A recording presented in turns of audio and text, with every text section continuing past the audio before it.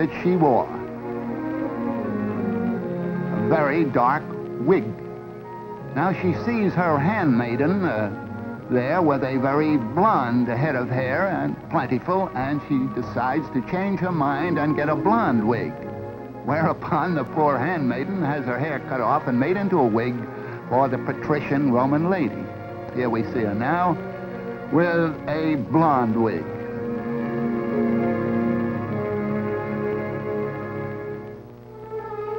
Well, we'll step forward about 1,000 years into the beginning of the medieval period. And this is the way the high-born young lady wore her hair then, in long ringlets, when knighthood was in flower. Of course, when she got married, she wasn't allowed any such frivolous decoration. Had to put her hair up in braids that were covered like this. Because the braids may not be quite as long as the covering would indicate.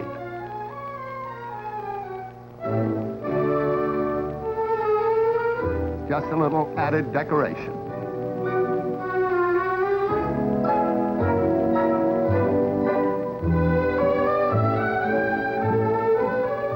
Just another example of the scarf wrapped around. This young lady does not have a toothache or an earache. She is just increasing the wrapping around her hair on her head, and it gradually got to an exaggerated fashion. More and more of the face and hair were concealed until we got to this type, which became popular in Brittany, in France, hundreds of years ago. And then we had also in medieval days a sort of dunce cap idea. And once an idea was formed, why, they carried it out to the extreme. So here we have the double dunce cap, and even further the triple and quadruple dunce cap idea.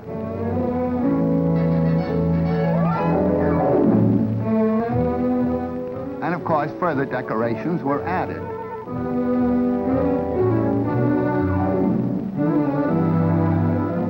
This is a millinery display of the medieval period. Now we come to what I call the antler type of hat. Looks something like the spread of antlers of a water buffalo or some African gazelle.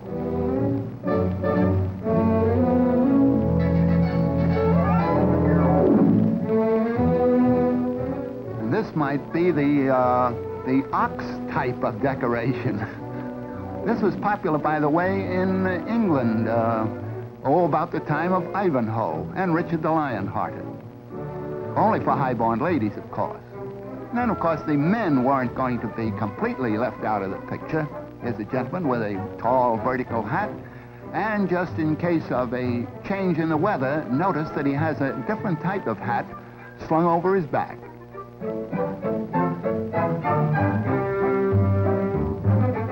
Well, we're coming down through the ages a little bit, but not making much progress in the millinery department. This chap has a whole counter's worth of cloth on his head.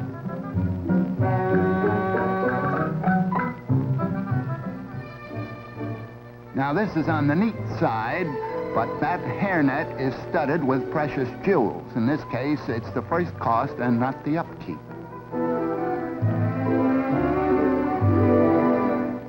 Here we have what is often called a Holbein type of hat, because that famous painter gave us many canvases with models wearing that kind of picture hat.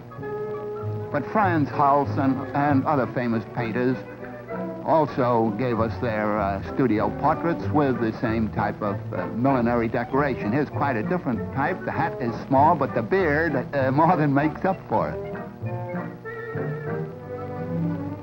Now, this is really neat. I say I'm no judge of ladies' hats, but this is the type I like anyhow. It'll be good in a high wind. Notice that the ruff is now coming in around the neck there. That would be around 1550, 1600 and through there. Just imagine all the handwork that went into the ironing of a ruff of that type. Many of the pictures by Van Dyck feature these ruffs.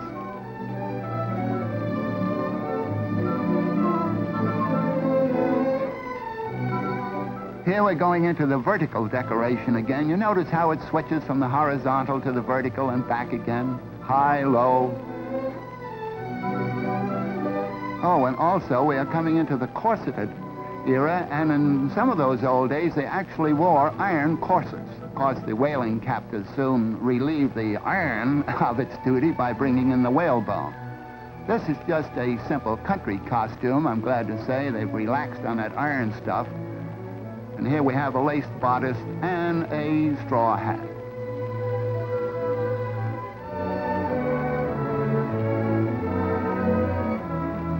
Now we're coming into the 17th and 18th centuries. This is a model of a painting by Van Dyck. And so I haven't time to go on down to modern days, but as far as we've gone, I leave it up to you to know whether or not we've made much progress in hairdos and costumes and hats.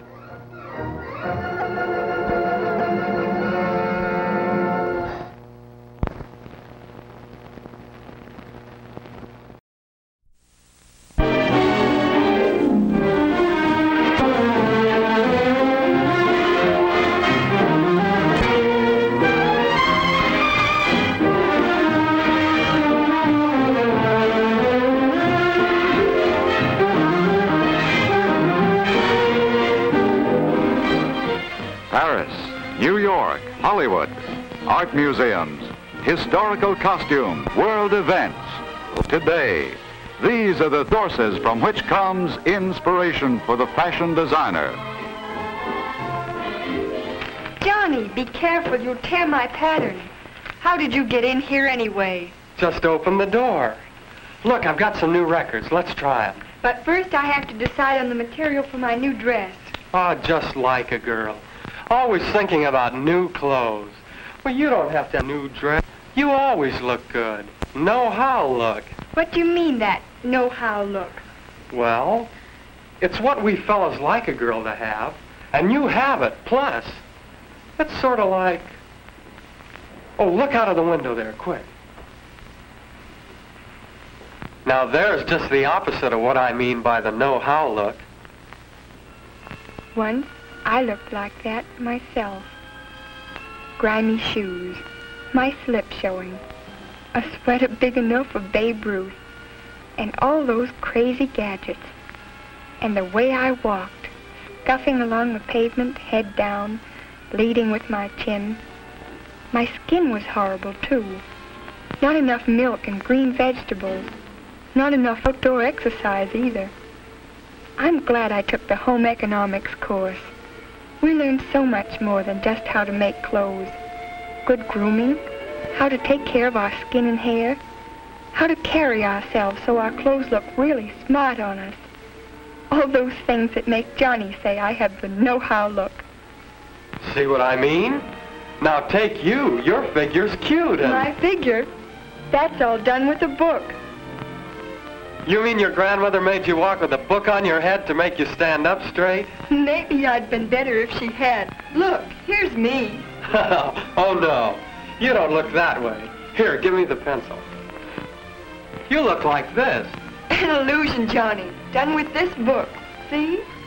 Area B looks larger than Area A, but they're the same size. To add pounds, use shoulder accents, broad contrasting belts, full sleeves. Do you understand that?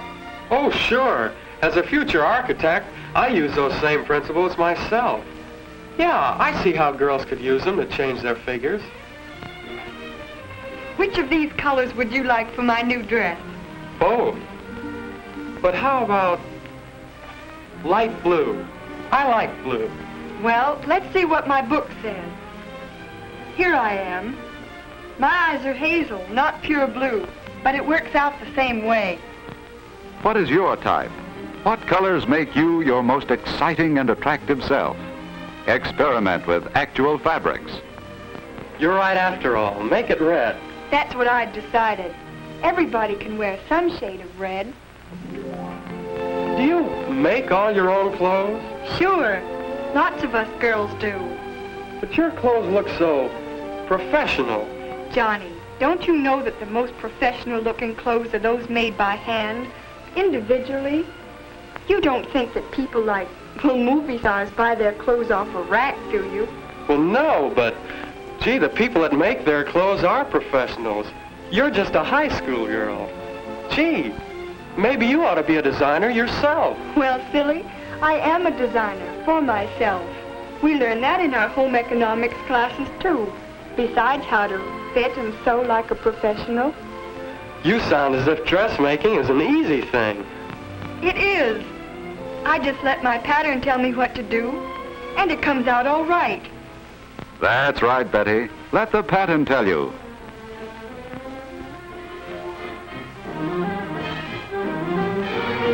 Yes, we're your pattern. Tissue paper stuff. But in this facile frame, there is enough of glamour, charm, enchantment, and allure to set young hearts afire. And we can cure that curve or bulge you'd like to lose if you think carefully before you choose. You sound like a magician. Where do you come from? This is our birthplace, where your pattern clothes. Here, ideas from round the world come pouring in, whirling their way into the designer's imagination, cleverly taking form under agile pencils, emerging as the clothes you like best. To be sure you can make them with the utmost simplicity, each design is actually made up in muslin before your pattern is cut, thus pre-tested for you. But it is your responsibility to choose the style best for you and the right fabric for that style. You want the best quality you can get for what you can spend. And it should be appropriate, depending on the season or climate. A basic dress like this is right in cotton, wool, or rayon. How much fabric do you buy? How much to get? Alas, alack. To answer that, I have to turn my back. Mark at the top the size that's you. Now down the left you must pursue the width of goods. Then twixt the pair 2 lines you draw. And right there where the 2 lines meet, your pen retards. For there it is you find the yards. Clever. Does it always work out right? Oh, yes. The pattern maker figures that very carefully. The pieces of the pattern in the various figure sizes are arranged on tables marked lengthwise in fractions of yards and crosswise in the standard widths of materials. Different arrangements are tried to find the one using the least material. A drawing of this arrangement is included in the instruction sheet of your pattern. Yes, I see how that diagram makes cutting both easy and economical, but pattern, the pictures show 2 ways to make you.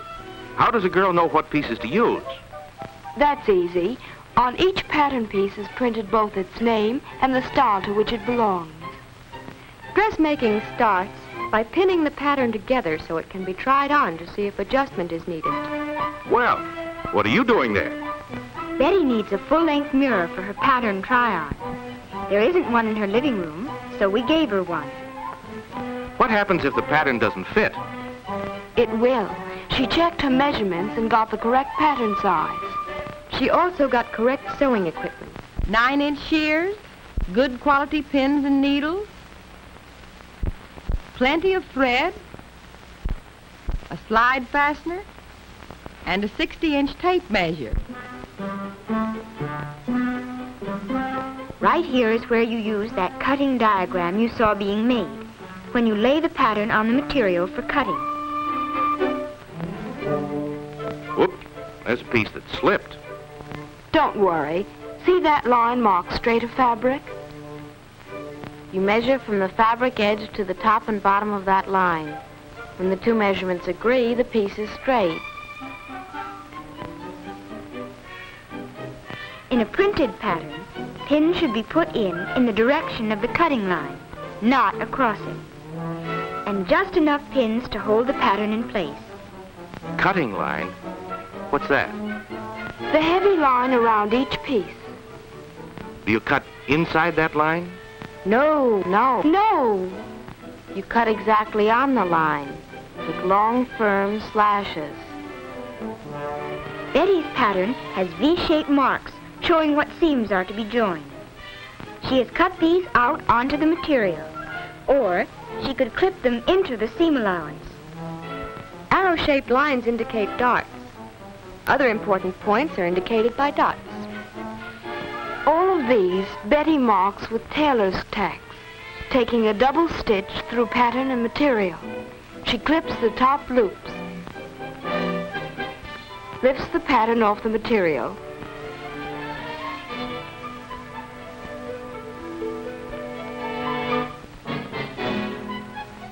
and clips the thread between the fabric layers. The fabric now separates easily, with both pieces clearly marked. She runs a basting thread down the center of her blouse and skirt. Thus, when she fits her dress, she'll know whether the centers hang straight. What is she stitching? She's making stay stitches along curved edges so they won't pull out of shape. These preliminaries are important. It pays to be very careful about them. Now she bastes her darts from the point to the wide end. How does a girl know where to begin? She just follows her instruction sheet, step by step. First, she matches the notches previously cut and pins the pieces together. What's that thing? The seam line printed on the pattern pieces shows how deep to take each seam. To keep the basting even, you use a gauge or a tape measure. Even seams mean better fit. She's ready to baste in the sleeves. Putting in sleeves is simple if you follow the pattern's instructions. Using a long stitch on the machine, Betty has already put in 2 rows of gathers between the notches. One slightly inside the seam line, and one between the seam line and the edge. With the basted dress wrong side out and the basted sleeve right side out, the sleeve is set in the armhole. Single notches at the front.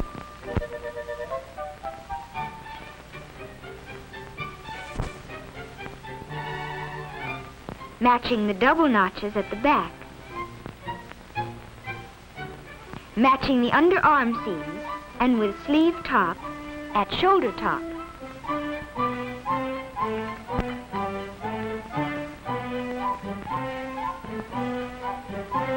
Pin, draw up gathers to fit.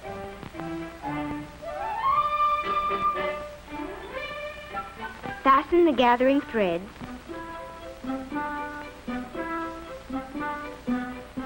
And baste. Simple, isn't it? It doesn't sound hard, but I want to see how the dress looks on Betty. So does Betty. But right here she makes any fitting adjustments that may be needed. Maybe I shouldn't criticize, but aren't the shoulders a bit droopy? She's forgotten her shoulder pads. Shoulder pads must be pinned in place for all fittings. Those darts need to be taken in. That's hard to do by yourself. Let's help her. Oh, after all, a good pattern is one of a girl's best friends. So we have a right to be there. This will fix it. And after she takes the dress apart and rebastes those darts, she can stitch. Must a girl tie herself up in knots to stitch? Betty, straighten up. Remember, correct posture at the machine. What is she stitching? A dart, starting from the wide end and tapering off to nothing at the point. Watch how carefully she fastens the threads. She's a regular Boy Scout with that knot. I suppose the bastings come out now? Yes, but she clips them before pulling them out. Is she through with her stitching? She's pressing. Only the dart she just stitched. Press as you go is a rule of good sewing. It helps achieve that professional look. See? She has pressed the dart toward the center of the garment. There. She's finishing her stitching. The next step is to hang the hem, and it takes 2 for that. We must help her again. How many inches from the floor, Betty? I know that. I read in the paper yesterday that skirts are 13 inches from the floor. My home economics teacher says to make skirts the most becoming length. Your teacher is right. Naturally, you don't want your skirt so much shorter or longer than the average that you'll be conspicuous. But an inch or so one way or the other won't matter. There. That's done. Now to put in the hem, and easy does it. Hemming stitches must not be pulled tight. And tack in the shoulder pads or put them in with snap fasteners. Is that all there is to making a dress? Except for a final once-over with the iron. And that's easy, because she's pressed each seam as she stitched it. Do you like it, Johnny? I'll say I do. Want to see some quick change magic? Well, there's a brand new dress. Now, of course, nobody could make it in just a few minutes, as Betty seems to have done, but it could be made in one weekend by anyone who knows the fundamentals of sewing. Try it yourself, and you'll see. Quite a fashion show, aren't I? Betty, I've got it. Why don't you and the other girls put on a fashion show to get money for new equipment for the basketball team? Wonderful, Johnny. The girls will be crazy about it. I'm going to call up my home economics teacher right now and see if she'll help.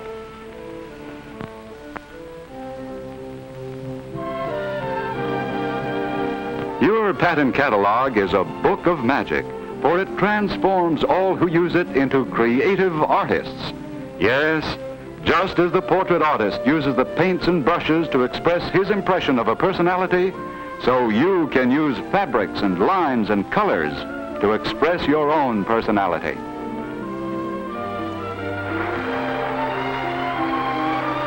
Hello, everyone. Thanks for coming to our little fashion show. You'll be glad to know that the basketball team is $112 richer because you came. Now, don't expect anything grand. These clothes are just what we've made in our clothing class this past semester.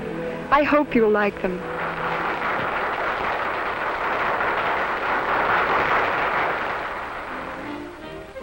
Wouldn't you like to look this cool on a summer day? White does wonders for your suntan and takes any color accessories. This basic dress goes smartly to sports events, to school, or to the movies with a boyfriend. A bright-colored boxy jacket takes care of cool evenings.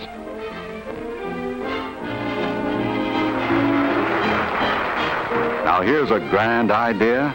Plan a wardrobe that makes two outfits do the work of several. For instance, the three-button jacket of this green wool suit can be combined with the other costume's plaid skirt to make a third ensemble. Or you can team up the green turtleneck blouse with the green suit skirt, and you have a fourth smart outfit.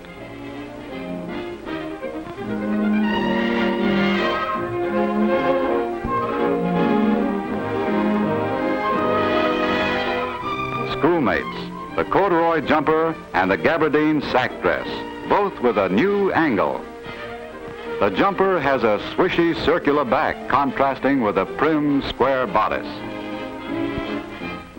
And there's a clever trick in the sack dress, a belted-in shoulder scarf ending in a pocket. Sailor, beware. Here's the new midi dress, a long torso top over a box-pleated skirt. Mix your colors. Make sleeves long or short. Both of these dresses are of wool jersey. Betty tells me that blouses and skirts rate A+ with schoolgirls. Here's a combination in jersey and striped wool, good for fall or spring. The deep armhole is not only smart, it's comfortable too. A wide belt gives the new look of small waistline and rounded hips. Striped cotton shines at the beach, the pool, or even in the garden. This dirndl skirt wraps around and buttons. When you want to complete your suntan, take it off. Throw it over your shoulders, too, like a shawl when you've had enough sun on your back. Can't you see this outfit pedaling along on a bicycle, going to a picnic, looking very gay, in fact, at any of summer's fun spots? It's new fashion to look old-fashioned. Candied pink plaid taffeta rustles its quaint bustle and flirts a lace dust ruffle. And so Betty's fashion show ends. But everywhere, sewing machines are humming, preparing for the fashion shows girls put on every day when they step out in the clothes they've made for themselves. Happy sewing to you all.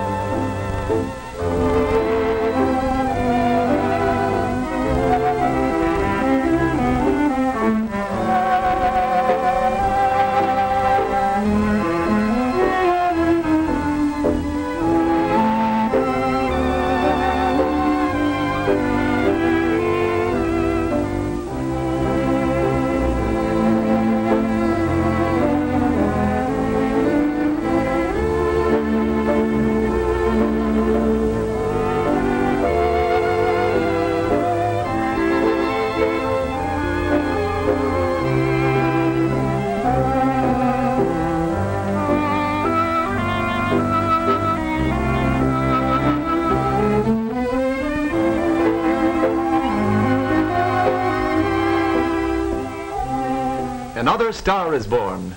Mary Martin, co-starring with Jack Benny and Fred Allen in Paramount Pictures' Love Thy Neighbor, is at LaGuardia Airport, New York City, to bid bon voyage to the new Latin discovery Esther Fernandez, who's flying west for a screen test. TWA announces the departure of the Super Sky Chief Stratoliner for Chicago, Kansas City, Albuquerque, and Los Angeles. Gate number 3. All aboard, please. In a few short years, the travel habits of millions of women have changed to this comfortable and smooth mode of transportation, just as their modes of dress have shifted from the uncomfortable bustle and hobble skirts of yesterday.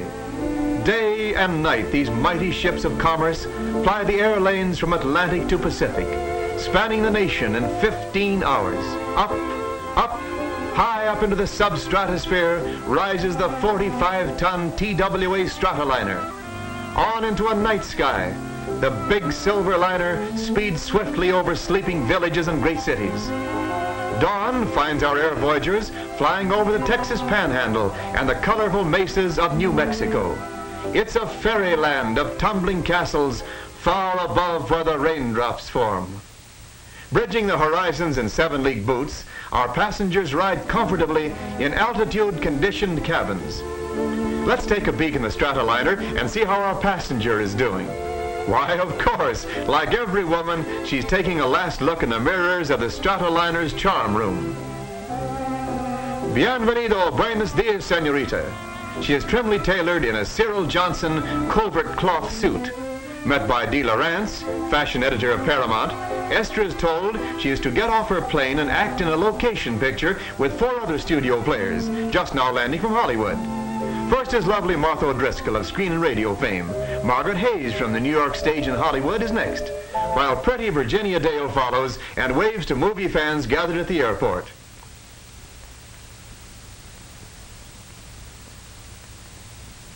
Take notice of the smart airplane luggage that the air passengers are using.